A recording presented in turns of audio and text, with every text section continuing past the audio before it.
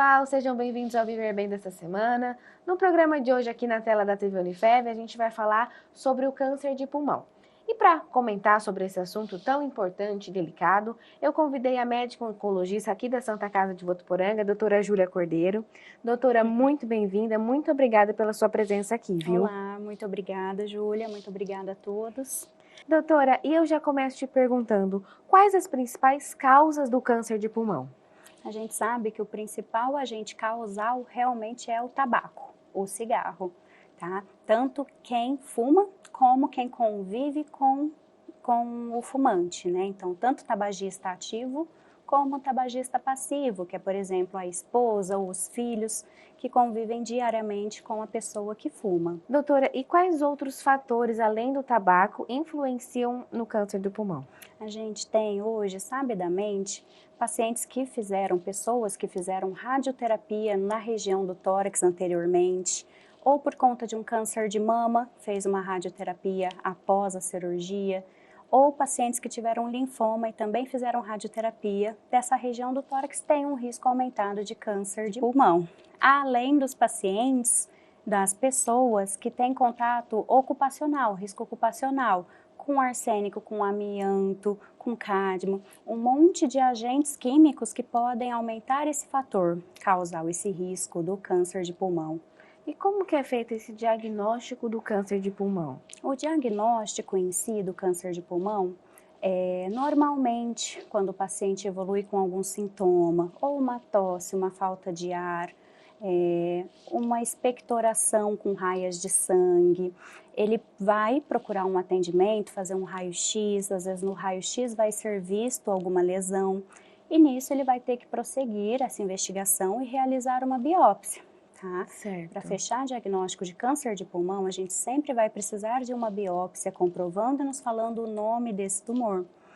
Então, sempre diagnóstico é por meio de biópsia. Certo. Mas hoje em dia surgiram novos estudos mostrando uma população que se beneficia de um rastreio do câncer. Certo. Que seria em pacientes, em pessoas que não têm sintoma nenhum.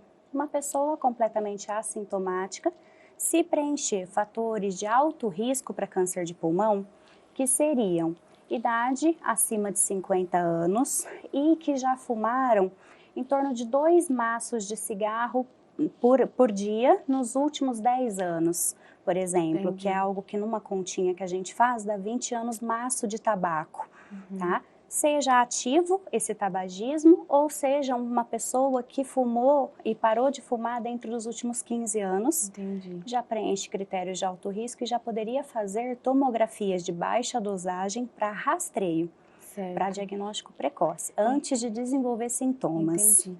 Então, existem casos que as pessoas deixam de fumar por anos e aí depois elas acabam descobrindo que possuem a doença, o câncer de pulmão.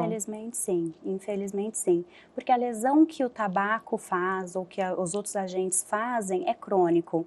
Não é algo ali, você tira o tabaco, ele já gerou uma lesão. Entendi. Então, nisso pode demorar anos e anos para se desenvolver realmente o câncer. Certo. E aí, geralmente, esse câncer já está no estado mais avançado? Como é que funciona esse diagnóstico precoce? Sim, infelizmente, o diagnóstico do câncer de pulmão no mundo inteiro é muito frequente que ele seja feito já em estágios muito avançados. Ou uma doença muito grande localmente, ou uma doença que já tenha metástases. E isso atrapalha muito o tratamento e o intuito de cura, né? Então, ter essa possibilidade de fazer esse rastreio no paciente que é alto risco é algo muito importante, pensando num diagnóstico precoce e aumentar as chances de cura desse paciente. E além dessas pessoas que têm contato com o tabaco, com aquelas outras questões daqueles outros gases que são perigosos, existem pessoas que possuem outros fatores de risco, que têm mais propensão a ter o câncer do pulmão? Existem, podem ter algumas alterações genéticas que podem predispor ao câncer de pulmão e simplesmente a poluição do dia a dia, né? O nosso ar muito poluído, então quem vive em cidades que tem um nível de poluição muito grande, já tem também, independente de qualquer outro risco adicional, né? Só de viver e respirar, de certa forma, ele já tem esse risco. E existem vários tipos de câncer de pulmão? Quais seriam eles? Sim, existem vários tipos e que o que vai ajudar a nos dar esse nome sempre vai ser a biópsia, tá? Os principais tipos acabam sendo o adenocarcinoma, carcinoma espinocelular e carcinoma de pequenas células do pulmão, que é o neuroendócrino pulmonar. São os tipos mais comuns, tá? Mais encontrados, embora existem outros muito raros e de menor prevalência mesmo. E cada um deles existe um tratamento. Quais seriam esses tratamentos? Sim, para cada tipo de tumor, a gente sabe que ele vai ter alguma alteração genética, alguma alteração molecular tumoral e que vai ter um tratamento mais adequado, pensando não só no tratamento em si, mas na qualidade de vida do paciente, em tudo. Certo. Tudo vai depender do estadiamento da doença. Então, se é uma doença mais inicial, independente do tipo do câncer, normalmente o tratamento é com cirurgia, tá? Ou a retirada do nódulo, ou a retirada de um lobo do pulmão, ou a retirada de um pulmão inteiro, até em alguns casos. Certo. Sendo mais inicial, em alguns casos vai ter indicação de realização de quimioterapia, radioterapia após, tá? E tumores mais avançados, normalmente o tratamento é com quimio e rádio, ou sendo metastático, um tratamento sistêmico com quimioterapia, ou imunoterapia, ou as terapias-alvo, a depender realmente de alvos moleculares que cada tumor pode ter. Certo. E essas pessoas, esses pacientes, já estamos falando da pessoa que possui o diagnóstico da doença, elas podem conviver, viver de uma forma tranquila, normal? Elas podem ter uma rotina diária normal? Sim, o ideal é durante o tratamento a pessoa tentar levar a vida o mais normal possível, né? Vai ter um efeito colateral ou outro, alguma dificuldade maior ou não, mas a intenção realmente é que ele tenha qualidade de vida.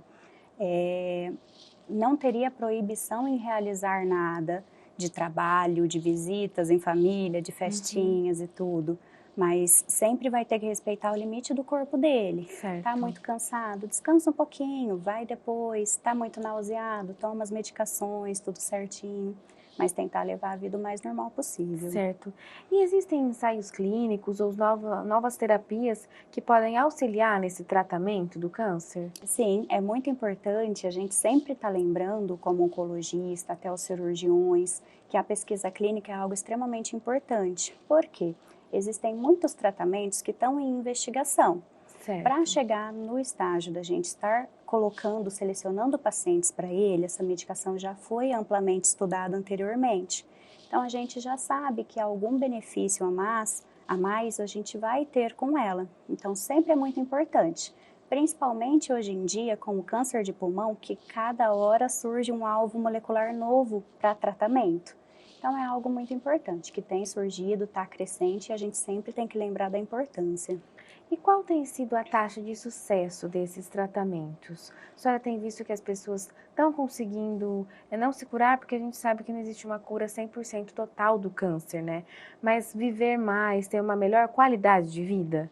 Sim, com certeza. Só vou te corrigir nessa questão do não ter uma cura.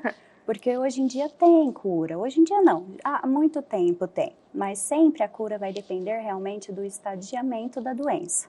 Sendo doenças bem iniciais, muitas vezes só com a cirurgia ou com uma quimio, uma rádio suplementar aí a mais, adjuvante que a gente chama, às vezes a gente consegue falar em cura. Pela Organização Mundial da Saúde, a gente só fala em cura efetivamente quando o paciente já completa 5 anos sem ter recorrência da doença. Certo. Tá? Mas, cada vez mais, com esse arsenal novo de medicamento que a gente tem, a gente consegue sim alcançar a cura. Para o paciente com câncer de pulmão, o que mais dificulta ainda é o estadiamento ao diagnóstico. Então, infelizmente, a gente sabe que em torno de 16 a 20% apenas dos pacientes, quando faz diagnóstico, tem doença localizada. Certo. A grande maioria já tem uma doença muito avançada ou até metastática ao diagnóstico. E isso, sim, dificulta muito a realização de um tratamento com um intuito curativo. Tá? Mas hoje em dia a gente consegue muito bem um controle da doença, tornar aquela doença crônica, igual uma pressão alta, um diabetes, um tratamento que vai ser prolongado, provavelmente para a vida toda, mas hoje em dia com tratamentos menos intensos de efeitos colaterais, mas em termos de tratamento muito eficazes também. Certo. A gente vê atualmente, ouve falar muitos casos que existem metástases no pulmão. Então, o câncer, ele inicialmente começou, por exemplo, na mama, e aí após um período ele foi para o pulmão. Por que que isso acontece? E aí a gente trata como câncer no pulmão ou ele é tratado mesmo como uma metástase? Não, essa é uma ótima pergunta, inclusive, que sempre gera dúvida. Mas quando a gente sabe que é uma metástase no pulmão, ele surgiu de algum outro órgão inicialmente e que pela corrente sanguínea ou pelo sistema linfático, ele saiu do órgão em que nasceu e foi para o pulmão. Então a gente sabe que é uma doença que já está na corrente sanguínea também, então é um pouco mais agressiva. E normalmente o tratamento tem que ser para a doença inicial. Se for um câncer de mama que deu metástase para o pulmão, o tratamento é voltado para um câncer de mama. Entendi. Se é um câncer de próstata e foi para o pulmão, a mesma coisa, de intestino, tá? Então, isso, o que vai ajudar a gente, a biópsia também. A biópsia e a história clínica daquele paciente. Certo. E quais são os possíveis efeitos colaterais dos tratamentos hoje? Tem bastante e é muito diversificado dependendo do tratamento em si. Mas, por exemplo, se o paciente vai fazer uma quimioterapia, tá? Normalmente as quimioterapias voltadas para o câncer de pulmão, o paciente vai ter uma perda de cabelo, às vezes não completamente, mas vai ter uma perda importante. Ele pode vir a ter náuseas, vômitos, fadiga, pode ter queda de imunidade, de anemia, de plaqueta. Tá? Mucosite, que são feridinhas na boca. Se for uma imunoterapia, por exemplo, o tratamento costuma ser mais tranquilo de efeitos colaterais. Então, às vezes, o paciente vai ter uma coceira pelo corpo, um prurido. Pode evoluir com uma artralgia, que é uma dor nas articulações. Tá? Pode ter um hipotiroidismo, que é uma deficiência da tireoide, pelo tratamento imunomediado que a gente fala. Cada terapia-alvo também teria seus principais efeitos colaterais, mas a grande maioria é tudo mais voltado para uma fadiga e algum desconforto gastrointestinal também, uma diarreia ou um desconforto estomacal, com uma gastrite às vezes. Entendi. Doutora, e existem medidas que podem ajudar a amenizar esses sintomas? Talvez alimentação saudável, uma prática de atividade física, como que funciona isso? Essa pessoa ela pode praticar uma atividade física? Com certeza, a realização de atividade física é extremamente importante nesses pacientes, porque a gente acha, vai fazer atividade física, vai cansar mais. Na verdade, pela liberação das citocinas, dos hormônios do bem que o exercício físico acabam liberando, ele melhora essa fadiga, ele vai dar mais disposição para o paciente. Uma alimentação saudável, feita de alimentos mais leves, mais naturais, mais comida de verdade, isso tudo vai facilitar muito o tratamento também, contra os efeitos colaterais que podem ser desconfortáveis e às vezes a gente consegue manejar com determinados alimentos também. Tá joia. Doutora, a gente vai dar uma pausa rapidinho no Viver Bem, mas você não sai daí não que a gente já volta.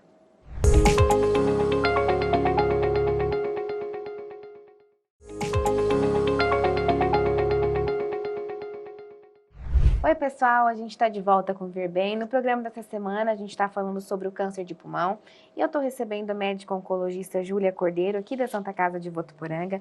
Doutora, mais uma vez, obrigado pela sua presença, Muito viu? Obrigada. E eu queria te perguntar, quando a pessoa deve procurar um médico porque ela está se sentindo muito mal, está tossindo, como a senhora falou no bloco anterior, ela pode estar soltando sangue na hora de tossir, né? Quando que ela deve acender um alerta e poxa, eu tenho que procurar um médico especialista? Sim, sempre que a pessoa evoluir com um sintoma refratário, que seria, por exemplo, comecei com uma gripe. Normal, todo mundo vai ter gripe uma vez ao ano, uma vez a cada 2 anos, isso é natural. Mas, por exemplo, tá com a gripe uma semana, tosse, falta de ar, escarra com sangue, ok, pode acontecer, mas se em 1 semana, 2 semanas isso persistir, 3, 4, 1 mês, 2 meses, já tem que ir alertando. Sempre que ficar algo muito prolongado, com sintomas que não justificam um quadro viral, por exemplo, ou bacteriano, já seria o ideal procurar um especialista, não para investigar câncer em si, mas para tentar entender o que gerou essa alteração, esses sintomas estão prolongados. Se pode ser uma infecção secundária bacteriana, se pode ter uma tuberculose, se pode ter um câncer associado. Principalmente se for alguém que já sabidamente fuma há muitos anos ou que tem contato com alguém que fuma há muito tempo, né? Ou com agentes ocupacionais, ou que cozinha com fogão a lenha há muitos anos, já tem que levantar um alerta até precocemente, né? E em relação à tuberculose, ela pode evoluir para um câncer de pulmão? Não que ela evolua para um câncer de pulmão, mas ela vai fazer alterações crônicas naquele pulmão, e essas alterações crônicas, sim, podem em algum momento, alguma célula virar uma célula cancerígena e se desenvolver. Então, a tuberculose também é um fator de risco conhecido já para câncer de pulmão. Certo. Quando o paciente ele recebe o diagnóstico de câncer de pulmão, a senhora indicaria a ele procurar uma ajuda psicológica? Com certeza, é de extrema importância sempre ao diagnóstico, não só de um câncer, mas de qualquer doença crônica, incurável, que vá gerar angústia, desconforto para o paciente e para o familiar. O ideal é sempre a gente ter uma equipe multiprofissional junto. Certo. Um psicólogo, nutricionista, todo mundo para dar apoio durante esse diagnóstico e o tratamento também. Né? Então, é de extrema importância, sim. E como que a pessoa pode lidar com essa questão do estresse emocional, do medo, né? Porque quando a gente fala em câncer, a pessoa já fica assustada, né? Sim, com certeza. É de extrema importância a pessoa ter um vínculo familiar, um núcleo de apoio muito importante. Então, tentar deixar próximo dela só quem vai trazer boa energia, falar coisas boas, e não deixar aquela proximidade, um amigo que vem e fica falando, porque minha avó morreu com um câncer parecido, ou fulano tinha isso e não foi bem. Né? Então, tentar se rodear de pessoas que vão te levantar, te dar mais força para continuar na luta, que não é fácil. Então, eu acho que esse núcleo pessoal, núcleo familiar, de amigos, é de extrema importância para conseguir passar por esse momento.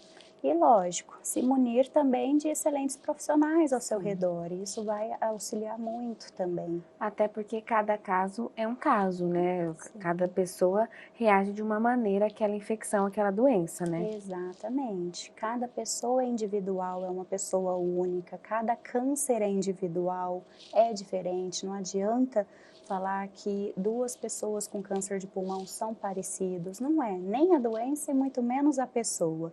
Então, tudo vai muito individualizado, desde o tratamento, dos efeitos colaterais e do prognóstico de como vão ser os próximos dias e anos daquele paciente. E a gente já falou aqui agora mesmo que cada caso é um caso. Em casos que a pessoa desenvolve metástase, existe um caminho por onde esse câncer passa que é mais comum, mais frequente? Ou cada câncer realmente vai para uma metástase para um órgão? Como é que funciona essa questão? Sim, normalmente cada câncer tem sua predileção por alguns órgãos. Certo. Câncer de pulmão também vai depender se é um adenocarcinoma, se é um espinocelular ou se é um pequenas células. Certo. Mas no mais geral, eles gostam de ir para adrenal, que é um órgão que fica bem pequenininho em cima do rim. Eles também têm predileção por fígado, por pulmão mesmo. Então, às vezes tem um nódulo grande do pulmão que é o que nasceu e podem ter metástases no pulmão também. E, infelizmente, o que é mais difícil de sintomas até, que são os de sistema nervoso central. Então, o câncer de pulmão, ele gosta também, em muitos casos, de ir para a cabeça, para o cérebro do paciente. Certo.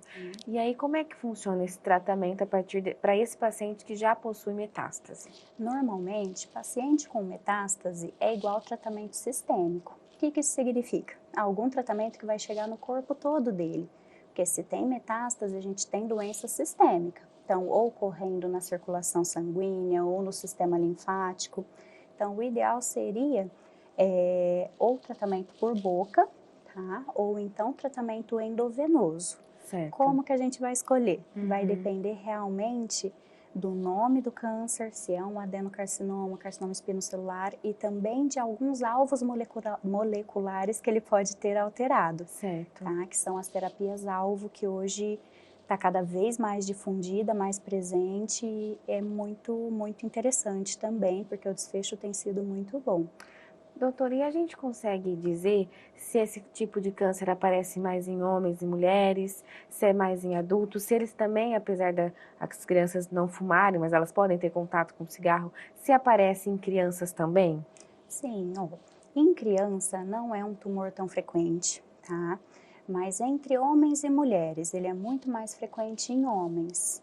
Mas isso é algo que tem mudado muito nos últimos anos, tá? Com a redução do tabagismo ao longo dos anos, foram sendo realizados mais diagnósticos em mulheres, menos em Certo. homens também, por conta desses alvos moleculares. São algumas alterações dentro do câncer, algumas alterações genéticas, moleculares dentro do câncer que aumentam realmente essa predisposição. Então, tem tido esse aumento em mulheres e não tabagistas. Certo. O tipo mais comum que a gente encontra acaba sendo o adenocarcinoma, e normalmente nas mulheres não tabagistas costumam ser também tumores que têm algum desses alvos moleculares para a gente atingir, né, durante Certo. o tratamento. E a gente tem visto recentemente que alguns jovens, principalmente, têm trocado o cigarro por aquele cigarro eletrônico. Esse cigarro eletrônico, ele também é prejudicial à saúde, né? Com certeza. O cigarro eletrônico é tão prejudicial quanto o cigarro normal. Tá? Ele é muito prejudicial. Tem estudos até que começaram a levantar a hipótese dele ser mais prejudicial até do que o cigarro comum. Então, o ideal é cessar qualquer tipo de tabagismo, seja de cigarro industrializado, seja de paieiro, né? Que a gente não pode esquecer o famoso paieiro também, que muitos idosos usam até hoje, e agora os cigarros eletrônicos também. Sim. E as pessoas, elas podem fazer essa substituição? Eu quero parar de fumar. O que eu posso substituir? Tem alguma coisa que pode me ajudar, que pode facilitar essa parada do fumo? O ideal é decidir o que quer parar de fumar. Que primeiro ponto é isso, a pessoa tem que querer parar. Não adianta a esposa querer, o filho querer, tá? Quem tem que querer é o paciente. Aí o ideal é que ele procure realmente ajuda profissional, de um médico pneumologista, que é o especialista do pulmão, ou de um médico psiquiatra, que eles vão conseguir auxiliar nesse momento. Certo. Porque vai precisar de medicações para ajudar no controle da ansiedade, tá? Os adesivos de nicotina, normalmente, entra-se com eles também associado a medicações orais para tentar nesse auxílio, porque é algo complicado, mas não é algo impossível. Doutora, infelizmente nosso tempo acabou. Eu quero agradecer a sua presença aqui mais uma vez. Muito obrigada pelas suas orientações. Muito obrigada a você, E para Júlia. encerrar, gostaria que a senhora deixasse um recado para o pessoal que está assistindo a gente, com alguma orientação, alguma dica de prevenção, enfim, que a senhora achar que é importante. Eu que agradeço você e a todo mundo da TV Unifev pelo convite. E acho que o principal ponto é esse, tentar parar de fumar. Que é tentar prevenir o câncer, não só de pulmão, mas o tabagismo aumenta o risco de muitos outros cânceres. Câncer de bexiga, câncer de mama, câncer de estômago, câncer de esôfago, de boca. Então seria algo muito importante. Se é uma dica muito importante para ser dada é pare de fumar. Sabemos que não é fácil, procure ajuda. Existem pessoas especializadas para esse auxílio. Tá joia. Muito obrigada, viu? Imagina. Pessoal, o Viver Bem de hoje tá ficando por aqui, mas na semana que vem a gente tem um encontro marcado. Beijos e saúde!